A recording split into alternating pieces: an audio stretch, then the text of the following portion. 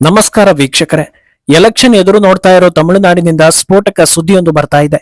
ತಮಿಳುನಾಡಿನಲ್ಲಿ ಕಾಂಗ್ರೆಸ್ ಹಾಗೂ ಡಿಎಂಕೆ ಮೈತ್ರಿ ಆಲ್ಮೋಸ್ಟ್ ಬ್ರೇಕ್ ಆದಂತೆ ಅನ್ನೋದಕ್ಕೆ ಪುಷ್ಟಿ ನೀಡೋ ಬೆಳವಣಿಗೆಗಳು ನಡೆದಿವೆ. ಒಂದು ಕಡೆ ಕೈ ನಾಯಕರೆಲ್ಲ ಓಪನ್ ಸ್ಟೇಟ್ಮೆಂಟ್ ಕೊಟ್ಟು ಡಿಎಂಕೆ ವಿರುದ್ಧ ಮಾತಾಡ್ತಾ ಇದ್ರೆ, ಇನ್ನೊಂದು ದಿಕ್ಕಲ್ಲಿ ಕಾಂಗ್ರೆಸ್ ಹಿರಿಯ ನಾಯಕ ಪಿ ಚಿದಂಬರಂ ನಮ್ಮ ಮೈತ್ರಿ ಬಹಳ ಗಟ್ಟಿ ಇದೆ ಅಂತಿದ್ದಾರೆ.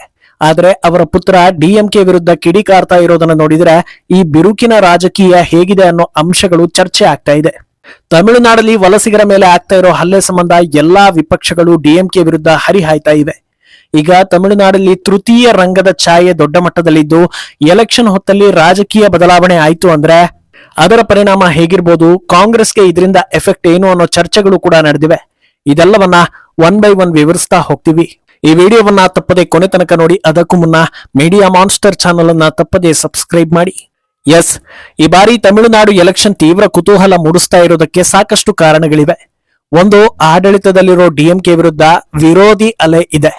ಸಿನಿಮಾ ನಟರನ್ನೇ ಗ್ರೇಟ್ ಅಂತ ಅನ್ಕೊಂಡಿರೋ ತಮಿಳು ಜನರಿಗೆ ಹೊಸ ಸ್ಟಾರ್ ಒಬ್ಬ ರಾಜಕೀಯದಲ್ಲಿ ಸಿಗ್ತಾ ಇದ್ದಾನೆ. ಹಿಂದೆಂದಿಗಿಂತ ಈ ಬಾರಿ ಬಿಜೆಪಿ ಪ್ರಭಾವ ಹೆಚ್ಚಾಗಿದ್ದು, ಪ್ರಮುಖ ಸಾಲಲ್ಲಿ ಬಿಜೆಪಿಯೂ ಇದೆ ಅನ್ನೋ ವಾತಾವರಣ ಕ್ರಿಯೇಟ್ ಆಗಿದೆ. ತಮಿಳುನಾಡು ಪ್ರಾದೇಶಿಕ ಪಕ್ಷಗಳ ಇತಿಹಾಸದಲ್ಲೇ ಅತ್ಯಂತ ಹೆಚ್ಚು ಬಾರಿ ಅಧಿಕಾರ ನಡೆಸಿರೋ ಎಐಎಡಿಎಂಕೆಯಲ್ಲಿ ಹಲವು ನಾಯಕರು ಎಕ್ಸಿಟ್ ಆಗಿದ್ದಾರೆ. ಸಣ್ಣ ಪುಟ್ಟ ಪ್ರಾದೇಶಿಕ ಪಕ್ಷಗಳು ತಲೆ ಎತ್ತಿವೆ. ಇನ್ನೊಂದು ದಿಕ್ಕಲ್ಲಿ ಶಿಕ್ಷಣ ಪಡೆದವರ ಸಂಖ್ಯೆ ಸ್ವಲ್ಪ ಹೆಚ್ಚಾಗಿದೆ. ಈ ಗ್ಯಾಪ್ನಲ್ಲಿ ಕಾಂಗ್ರೆಸ್ ಸ್ಟೇಟಸ್ ಏನು ಅಂತ ನೋಡಿದ್ರೆ, ಈಗ ಸುದ್ದಿ ಆಗೋದಕ್ಕೆ ಪ್ರಮುಖ ಕಾರಣವೇ ಕಾಂಗ್ರೆಸ್ ಅನ್ನೋದು. ಕೆಲ ದಿನಗಳ ಹಿಂದೆ ಸೀಟ್ ವಿಚಾರದಲ್ಲಿ ಕಾಂಗ್ರೆಸ್ ಹಾಗೂ ಡಿಎಂಕೆ ನಡುವೆ ಮುಸುಕಿನ ಗುದ್ದಾಟ ಶುರುವಾಗಿದೆ. ಈ ಮುಂಚೆ ಎಷ್ಟು ಸೀಟ್ ಕೊಡ್ತಾ ಇದ್ರು, ಕಳೆದ ಎಲೆಕ್ಷನ್ ನಲ್ಲಿ ಎಷ್ಟು ಸೀಟ್ಗೆ ಕುಸಿದಿತ್ತು ಅನ್ನೋ ಲೆಕ್ಕವನ್ನೆಲ್ಲ ಹಿಂದಿನ ಒಂದು ಎಪಿಸೋಡ್ ನಲ್ಲಿ ತಿಳಿಸಿದ್ವಿ.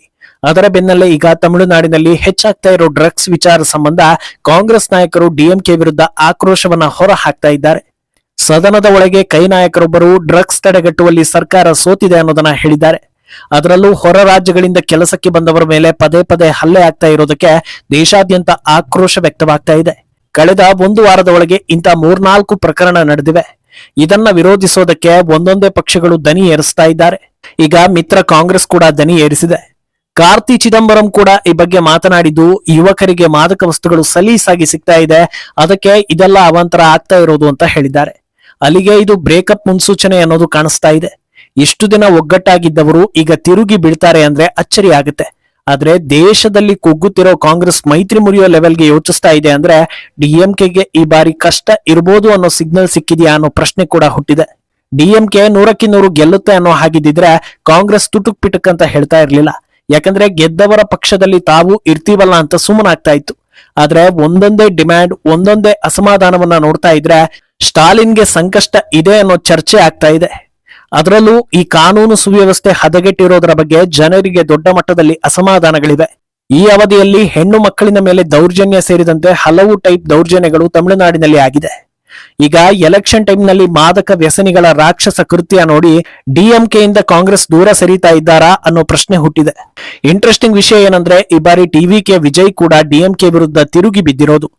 ವಲಸಿಗ ಕಾರ್ಮಿಕರ ಮೇಲೆ ನಡೆದ ಮಾರಣಾಂತಿಕ ಹಲ್ಲೆಯನ್ನ ಖಂಡಿಸಿರೋ ವಿಜಯ್, ತಮಿಳುನಾಡಿನಲ್ಲಿ ಡ್ರಗ್ಸ್ ಅನಾಹುತ ಹೆಚ್ಚಾಗ್ತಾ ಇರೋದಕ್ಕೆ ಡಿಎಂಕೆ ಕಾರಣ ಅಂತ ಹೇಳಿದ್ದಾರೆ. ಕಳೆದ 5-6 ತಿಂಗಳಲ್ಲಿ ಡಿಎಂಕೆ ಸರ್ಕಾರದಿಂದ ಹಲವು ವೈಫಲ್ಯ ಆಗಿ ಉಳಿದ ಪಕ್ಷಗಳೆಲ್ಲ ದನಿ ಏರಿಸಿ ವಿರೋಧಿಸಿದ್ರು. ವಿಜಯ್ ಮಾತ್ರ ಅದರ ಬಗ್ಗೆ ಏನೂ ಮಾತಾಡ್ತಾ ಇರ್ಲಿಲ್ಲ. ಇದನ್ನ ನೋಡಿ ಟಿವಿಕೆ ಡಿಎಂಕೆಯ ಬಿ ಟೀಮ್ ಅನ್ನೋದನ್ನ ಇನ್ನೂ ಸ್ಟ್ರಾಂಗ್ ಆಗಿ ಜನರು ಹೇಳ್ತಾ ಇದ್ರು. ಆದ್ರೆ ಈಗ ಸಡನ್ ಆಗಿ ವಾಯ್ಸ್ ರೈಸ್ ಮಾಡ್ತಾ ಇರೋದನ್ನ ನೋಡಿದ್ರೆ ಬಹುಶಃ ಈ ಬಾರಿ ಡಿಎಂಕೆ ಸೋಲಿನ ಸುಳಿಯಲ್ಲಿದೆ, ಅಥವಾ ಅವರನ್ನ ಸೋಲಿಗೆ ದೂಡೋದಕ್ಕೆ ಈ ಡ್ರಗ್ಸ್ ಪ್ರಕರಣವೇ ಸರಿ ಅನ್ನೋ ನಿಟ್ಟಿನಲ್ಲಿ ಎಲ್ಲರೂ ಯೋಚಿಸಿದ್ದಾರಾ ಅನ್ನೋ ಟಾಕ್ ಕೂಡ ಶುರುವಾಗಿದೆ. ಹಾಗಿದ್ರೆ ಇನ್ನೇನು ಕಾಂಗ್ರೆಸ್ ಕೂಡ ಡಿಎಂಕೆಗೆ ಟಕ್ಕರ್ ಕೊಡ್ತಾ ಇದೆಯಲ್ಲ, ಮೈತ್ರಿ ಡಮಾರ್ ಅಂತಲ್ಲ ಅಂತ ನೋಡಿದ್ರೆ ಹಿರಿಯ ನಾಯಕ ಚಿದಂಬರಂ ಮಾತ್ರ ಡಿಎಂಕೆ ಬೆನ್ನಿಗೆ ಗಟ್ಟಿಯಾಗಿ ನಿಂತಿದ್ದಾರೆ. ಸದ್ಯದ ಬೆಳವಣಿಗೆಗಳ ಬಗ್ಗೆ ಪ್ರಶ್ನೆಗೆ ಉತ್ತರಿಸುವ ಅವರು, ನಮ್ಮ ಇಂಡಿ ಒಕ್ಕೂಟ ಬಹಳ ಗಟ್ಟಿಯಾಗಿದೆ, ನಮ್ಮಲ್ಲಿ ಯಾವ ಬಿರುಕು ಇಲ್ಲ, ನಾವು ಒಗ್ಗಟ್ಟಿನಿಂದ ಎಲೆಕ್ಷನ್ಗೆ ಹೋಗ್ತಾ ಇದ್ದೀವಿ ಅಂತ ಹೇಳ್ತಾರೆ. ಆದ್ರೆ ಮುಖ್ಯ ವಿಚಾರ ಸೀಟ್ ಹಂಚಿಕೆ ಬಗ್ಗೆ ಕೇಳಿದ್ದಕ್ಕೆ ಮಾತ್ರ ಗರಂ ಆಗ್ಬಿಟ್ಟಿದ್ದಾರೆ. ಕಾಂಗ್ರೆಸ್ಗೆ ಎಷ್ಟು ಸೀಟ್ ಸಿಗ್ಬೋದು ಅಂತ ಮಾಧ್ಯಮದವರು ಕೇಳಿದ್ದಕ್ಕೆ ನೀವೇ ಹೇಳ್ಬಿಡಿ ಎಷ್ಟು ಸೀಟ್ ಕೊಡಬೇಕು ಅಂತ ಹೇಳ್ತಾರೆ. ಆಮೇಲೆ ಈ ಸೀಟ್ ವಿಚಾರ ಎಲ್ಲ ಹೈಕಮಾಂಡ್ ನಿರ್ಧಾರ ಮಾಡುತ್ತೆ, ಅದು ಆಯಾ ಕ್ಷೇತ್ರಗಳ ವಾತಾವರಣದ ಮೇಲೆ ಡಿಪೆಂಡ್ ಆಗುತ್ತೆ. ನಾವು ಈಗಾಗಲೇ ಹಲವು ಎಲೆಕ್ಷನ್ ಗಳನ್ನ ಜಂಟಿಯಾಗಿ ಫೇಸ್ ಮಾಡಿದ್ದೀವಿ, ಈ ಬಾರಿಯೂ ಕೂಡ ಒಟ್ಟಿಗೆ ಫೇಸ್ ಮಾಡ್ತೀವಿ ಅಂತ ಹೇಳಿದ್ದಾರೆ. ಆದ್ರೆ ಆಫ್ ದ ರೆಕಾರ್ಡ್ ಅನ್ನೋ ಹಾಗೆ ಕಾಂಗ್ರೆಸ್ ಈ ಬಾರಿ ಸುಮಾರು 40 ಸೀಟ್ಗಳನ್ನ ಡಿಮ್ಯಾಂಡ್ ಮಾಡೋ ಸಾಧ್ಯತೆ ಇದೆ ಅನ್ನೋದು ಕೂಡ ಬಹಿರಂಗಗೊಳ್ತಾ ಇದೆ. ಕಳೆದ ಎಲೆಕ್ಷನ್ ನಲ್ಲಿ ಕಾಂಗ್ರೆಸ್ಗೆ ಸಿಕ್ಕಿದ್ದು ಕೇವಲ 25 ಸೀಟ್ ಮಾತ್ರ. ಈ ಬಾರಿ 15 ಸೀಟ್ ಎಕ್ಸ್ಟ್ರಾ ಕೇಳ್ತಾ ಇದ್ದಾರೆ ಅಂದ್ರೆ ಒಂದೇ ಇದು ಗುದ್ದಾಟಕ್ಕೆ ದಾರಿ ಮಾಡಿಕೊಡುತ್ತೆ. ಗಲಾಟೆಯೇ ಆಗ್ಲಿಲ್ಲ, ಸೈಲೆಂಟ್ ಆಗಿ ಕೊಟ್ಬಿಟ್ರು ಅಂದ್ರೆ ಡಿಎಂಕೆ ವೀಕ್ ಆಗಿದೆ ಅನ್ನೋ ಸಂದೇಶ ಸಾರಿದಂತಾಗುತ್ತೆ. ಆದ್ರಿಂದ ಈಗಿನ ಬೆಳವಣಿಗೆಗಳು ಪಿಕ್ಚರ್ ಅಭಿ ಬಾಕಿ ಹೇ ಅನ್ನೋದನ್ನ ಹೇಳ್ತಾ ಇವೆ.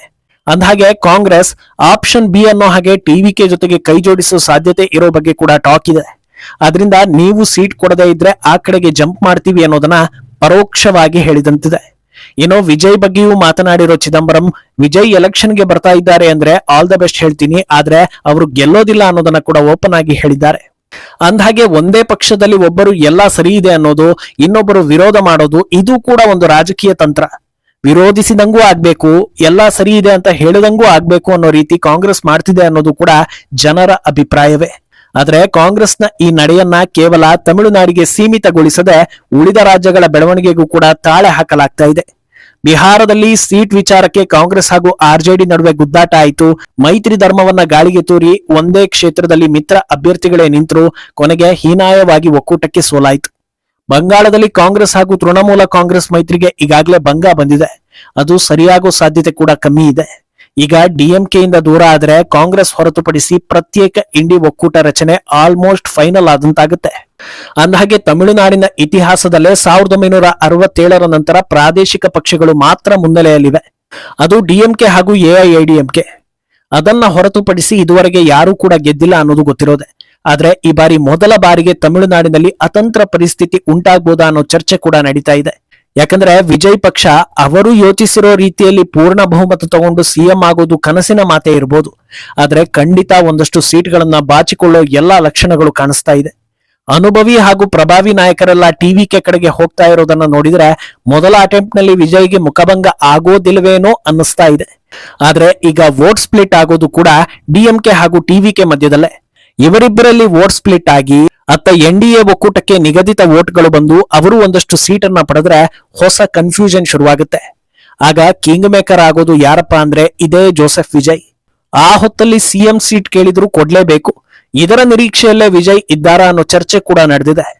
ಒಂದೇ ಸಿದ್ಧಾಂತದ ಎರಡು ಪಕ್ಷಗಳು ಹೊಡೆದಾಡಿ ಕೊನೆಗೆ ಅತಂತ್ರ ಸ್ಥಿತಿ ಬಂತು ಅಂದ್ರೆ ನಾವಿಬ್ರು ಹೇಗೂ ಒಂದೇ ಸಿದ್ಧಾಂತ ಅಲ್ವಾ, ನಾವೇ ಅಧಿಕಾರ ಮಾಡ್ತೀವಿ ಅಂತ ಟಿವಿಕೆ ಹಾಗೂ ಡಿಎಂಕೆ ಮೈತ್ರಿ ಮಾಡ್ಕೊಂಡ್ರು ಕೂಡ ಖಂಡಿತ ಅಚ್ಚರಿ ಇಲ್ಲ.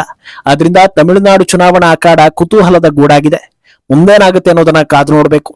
ಈ ಬಗ್ಗೆ ನಿಮ್ಮ ಅಭಿಪ್ರಾಯವನ್ನ ತಪ್ಪದೆ ಕಮೆಂಟ್ ಮೂಲಕ ತಿಳಿಸಿ.